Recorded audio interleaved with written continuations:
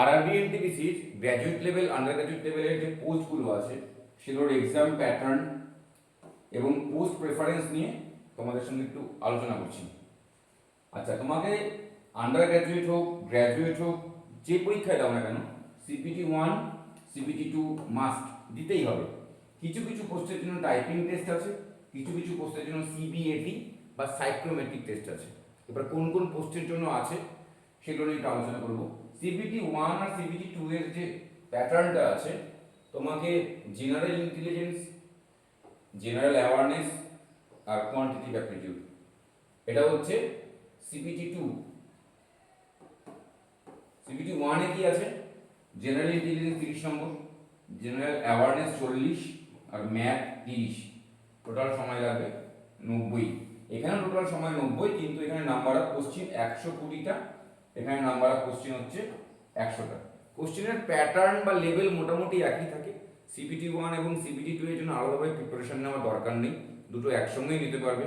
Graduate level এবং under graduate লেভেলের preparation একসঙ্গেই নেওয়া যাবে, এবং সেখানে যারা গ্র্যাজুয়েট তারা আন্ডার গ্র্যাজুয়েটটাও অ্যাপ্লাই করবে, তাদের দুটোই একসঙ্গে হয়ে যাবে, আলাদা করে তোমাকে প্রস্তুতি নেওয়ার দরকার পড়বে না। এখানে রিপিট করে দিচ্ছি, জেনারেল ইন্টেলিজেন্স 30, অ্যাওয়ারনেস 40 আর কোয়ান্ট হচ্ছে 30।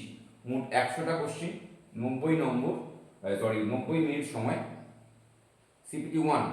এরপরে CPT-2তেও 90 মিনিট সময়, কিন্তু নাম্বার অফ কোশ্চিনটা চেঞ্জ হয়ে যাচ্ছে, 120 হয়ে যাচ্ছে। এবার আসি প্রেফারেন্সটা নিয়ে। এটা হলো আন্ডার গ্র্যাজুয়েট পোস্ট। তার আগে আমি একটু গ্র্যাজুয়েশন পোস্টগুলো নিয়ে বলে দিই। গ্র্যাজুয়েশন যে পোস্টগুলো আছে, দেখো চিফ কমার্শিয়াল ক্লার্ক, যেটা CPT-1 আছে। আগে আমি আলোচনা করে দিচ্ছি যেগুলোতে টাইপিং টেস্ট নেই, মানে দুটো এক্সাম পাস করলেই তারপরে ভেরিফিকেশন হবে, মেডিকেল হবে, তারপরে চাকরি হবে। সেই পোস্টগুলো কি কি? সেই পোস্টগুলো হচ্ছে chief commercial cum ticket supervisor, এটা CPT-1 আর CPT-2। এবং আরেকটা পোস্ট আছে গুডস ট্রেন ম্যানেজার, সেটাতেও CPT-1 আর CPT-2। আর কোনো টায়ার তোমাকে দিতে হচ্ছে না। এবার টাইপিং টেস্ট কোনটা কোনটাতে আছে? Junior accounts assistant cum typist, senior clerk cum typist. পোস্টের নাম শুনে দেখতে পাচ্ছ, তাহলে এটাতে টাইপিং আছে, টাইপিং আছে। বাদ বাকি দুটো থাকলো, একটা হচ্ছে স্টেশন ম্যানেজার আর ট্রাফিক অ্যাসিস্ট্যান্ট, এটাতে তোমাকে সাইক্রোমেট্রিক টেস্ট দিতে হবে। প্রেফারেন্সটা প্রথমে নাম্বার 1, যেরকম করে প্রেফারেন্সটা এখানে দেওয়া আছে সেরকম করে প্রেফারেন্সটা দিলেই তোমার ভালো হবে।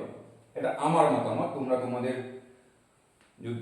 যাদের কাছ থেকে পরামর্শ নাও তারা পরামর্শ নিয়ে নিতে পারো, কিন্তু এই প্রেফারেন্সটা ইজ গুড প্রেফারেন্স। আর তোমরা যদি চাও যে তোমরা টাইপিং টেস্ট দিতে চাও না বা CBATও দিতে, সাইক্রোমেট্রিক টেস্ট দিতে চাও না, তাহলে তো যেভাবে আছে সেভাবে, যেগুলো টাইপিং টেস্ট নেই সেগুলো আগে দিয়ে তারপরে যেগুলো টাইপিং আছে সেই প্রেফারেন্সগুলো দিতে পারো। এবার আসি আন্ডার গ্র্যাজুয়েট লেভেলের কমার্শিয়াল ক্লার্ক যেটা আছে, সেখানে শুধু CPT-1 CPT-2 শেষ। আর ট্রেন্স ক্লার্ক যেটা আছে সেটা তো CPT-1 CPT-2, আর কিছু নেই।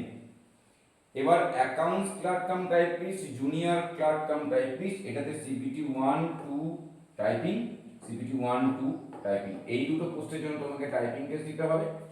আর এই পোস্ট আর এই পোস্টের জন্য তোমাকে শুধুমাত্র দুটো টায়ার ক্লিয়ার করতে হবে, তারপরে তোমার ভেরিফিকেশন হবে আর মেডিকেল হবে। এটা গেল টোটাল কন্টেন্ট। আশা করি তোমাদের ভিডিওটা কাজে লাগবে প্রেফারেন্সগুলোর জন্য। ভিডিওটা দেখার জন্য থ্যাংক ইউ। আর যদি কেউ চাও যে রাইট ক্লিকের সঙ্গে জয়েন হতে, আমাদের ফোন নাম্বার, আমাদের টিম, আমাদের ফোন নাম্বার এভরিথিং দেওয়া আছে, ডেসক্রিপশনে দেওয়া থাকে লিঙ্ক, যে কীভাবে আমাদের সঙ্গে কন্ট্যাক্ট করতে পারবে। যদি চাও কন্ট্যাক্ট করতে পারো। অনলাইন এবং অফলাইন দুটোর মোডেই আমরা ক্লাস করাই। Thank you.